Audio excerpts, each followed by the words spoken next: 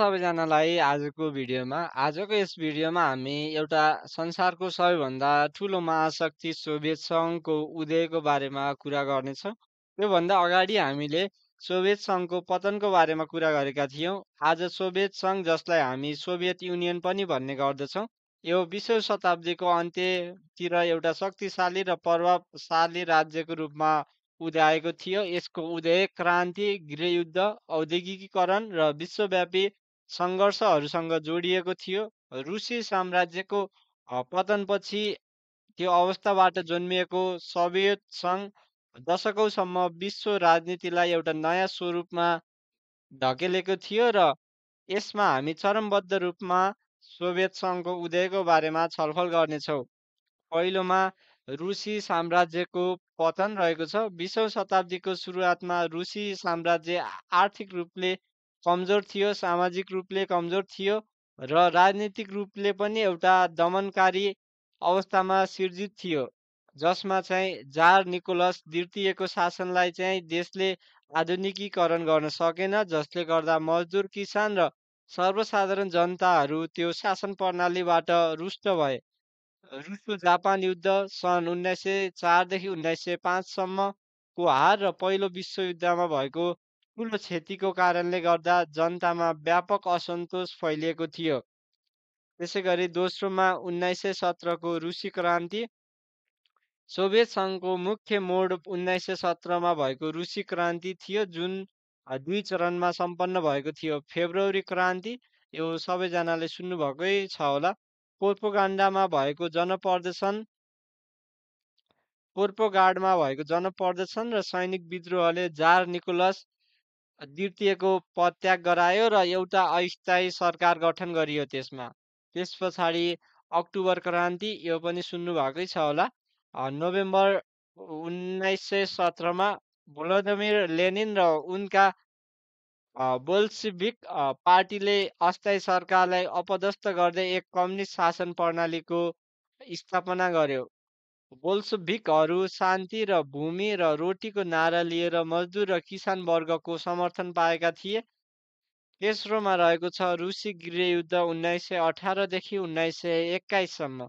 क्रान्तिपछि red सेना यानि कि बोल्सेभिक र व्हाइट सेना राजावादी, उदारवादी र वैदेशिक सहयोगी बीच भीषण गृहयुद्ध भयो। बोल्सेभिकहरू लियोनन ट्रस्टीको नेतृत्वमा सङ्गठित सेना मुख्य सहरहरूमा नियन्त्रण र स्पष्ट विचारधारात्मक एजेन्डाको आधारमा विजय हासिल गरे। यो विजयले बोल्सेभिक शासनलाई चाहिँ निकै नै सुदृढ बनायो र 1922 मा सोभियत सङ्घ USSR को गठन पनि सम्भव बनायो, जुन 15वटा देश मिलेर बनेको थियो। लेनिनको सुधार र निधन रहेको छ 4 नम्बरमा। लेनिनले 1921 मा नयाँ आर्थिक नीति यानिपी ल्याए, जसले केही निजी व्यवसायहरूलाई अनुमति दियो कि युद्धपछिको अर्थतन्त्रलाई पुनर्स्थापित गर्ने भनेर। त्यस पछाडि 1924 मा लेनिनको मृत्यु भएपछि लियोन ट्रस्की र जोसेफ स्टालिन बीच शक्ति सङ्घर्ष भयो, जहाँ स्टालिनले आफ्नो राजनीतिक चतुरता र कठोर नीतिको प्रयोग गरी त्यो सट्टा आफ्नो हातमा पारे। त्यस पछाडि 5 नम्बरमा रहेको छ स्टालिनको उदय र औद्योगिकीकरण। जोसेफ स्टालिन 1924 देखि 1953 को नेतृत्वमा USSR मा उनले ठुलो रूपान्तरण ल्याए। उनले 5 वर्षीय योजना, जसमा चाहिँ तीव्र औद्योगिकीकरण कार्यक्रमहरूले USSR लाई विश्वको औद्योगिक शक्तिको रूपान्तरणमा महत्त्वपूर्ण भूमिका खेल्यो। सामूहिक खेती, कृषि प्रणालीलाई सामूहिक फार्ममा परिवर्तन गरियो, जसले युक्रेन लगायत क्षेत्रहरूमा भीषण अकाल ल्यायो, जसलाई चाहिँ होलोडोमोर भन्ने गरिन्छ। त्यस पछाडि राजनीतिक दमन र शुद्धिकरण रहेको छ। स्टालिनले हजारौं राजनीतिक प्रतिस्पर्धीहरूलाई कारागार, यातना र मृत्युदण्ड दिएर उनीहरूलाई समाप्त पारेका थिए।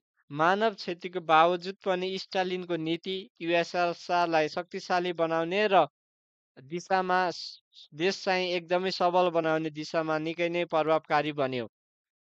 दोस्रो विश्वयुद्ध र महाशक्तिको रूपमा उदय। सन् 1939 मा सोभियत सङ्घले नाजी जर्मनीसँग असहमति नहुने सम्झौता गर्यो, तर 1941 मा हिटलरले युएसएसआरमा आक्रमण गरेपछि युद्ध सुरु भएको थियो। भन्नाले यसमा चाहिँ रसिया र जर्मनी बीच उनीहरू दुईटा फरक फरक एलायन्सका थिए। एलायन्सका भए त बावजुद पनि उनीहरू दुई देश बीच चाहिँ युद्ध नहुने सम्झौता भएको थियो। तर त्यो सम्झौता हिटलरले चाहिँ तोडेपछि चाहिँ उनले युएसएसआरमा आक्रमण गरे। यो तपाईँले दोस्रो विश्वयुद्धमा यो थाहा पाउन सक्नुहुन्छ। हामीले त्यो भिडियो पनि अलि पछाडि ल्याउने छ।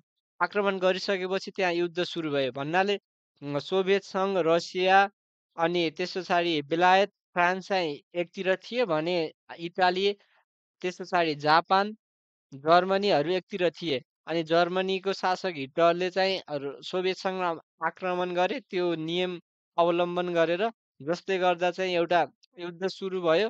तर के भयो, युएसएसआरमा जर्मनीले आक्रमण गर्यो। आक्रमण गरेपछि पनि युएसएसआर जर्मनीसँग लड्यो। लडिसकेपछि पनि के भयो, त्यहाँ जापानले पर्ल हार्बरमा आक्रमण गरेपछि ती जर्मनीको हार भयो। हार भएपछि जापान पनि हार्यो, त्यस पछाडि जर्मनी पनि हार्यो, इटाली पनि हार्यो। त्यो हारेको कारणले गर्दा दोस्रो विश्वयुद्धमा अमेरिका, सोभियत सङ्घ, बेलायत, फ्रान्सको विजय भएको कारणले गर्दा त्यो जर्मनीलाई चाहिँ दुई भागमा विभाजित गरिएको थियो। त्यो कुरा अहिले पनि आउँछ होला। अनि अर्को भनेको त्यहाँ मुख्य मोड भनेको चाहिँ इस्टर्न गार्डको युद्धमा 1942देखि 43मा चाहिँ एउटा निर्णायक मोड भयो। त्यस पछाडि बर्लिनमा विजय 1945मा चाहिँ नाजी जर्मनको अन्त्य भयो। त्यस पछाडि जर्मन दोस्रो विश्वयुद्धमा हार बेहोरेपछि आफू विभाजित बन्न पुगेको थियो। युद्धपछि चाहिँ सोभियत सङ्घले आफ्नो पूर्वी युरोपमा प्रभाव जमायो र शीतयुद्ध अवधिमा अमेरिकासँगै एउटा महाशक्तिको रूपमा पनि उभियो। त्यस पछाडि वैश्विक प्रभाव र शीतयुद्ध रहेको छ। युद्धपछिको समयमा सोभियत सङ्घले विश्वभर नै आफ्नो प्रभाव विस्तार गर्यो। पूर्वी युरोपमा साम्यवादी सरकारहरू स्थापना गर्यो। त्यस पछाडि वार्सा सन्धि 1955मा भएको थियो। यो दोस्रो विश्वयुद्धपछि भएको महत्त्वपूर्ण सन्धिको रूपमा लिइन्छ। त्यस पछाडि अन्तरिक्ष दौड अनि त्यस पछाडि हात हतियारमा दौडमा पनि युएसएसआर संलग्न भयो। तपाईँहरूले युरी गाग्रिन नाम सुन्नुहुन्छ होला। त्यस पछाडि अरू धेरैजसो मानिसहरूलाई चाहिँ त्यो बेलामा युएसएसआरले अन्तरिक्षमा पठायो। अन्तरिक्षमा पठाएपछि ऊ पनि एउटा आर्थिक महाशक्तिको रूपमा स्थापित भयो। त्यसै गरी एसिया, अफ्रिका र ल्याटिन अमेरिकामा उसले चाहिँ साम्यवादी आन्दोलनहरूलाई चाहिँ समर्थन गर्यो। समर्थन जस्तै साम्यवादी आन्दोलन जस्तै अझै पनि नर्थ कोरियामा अझै पनि छ।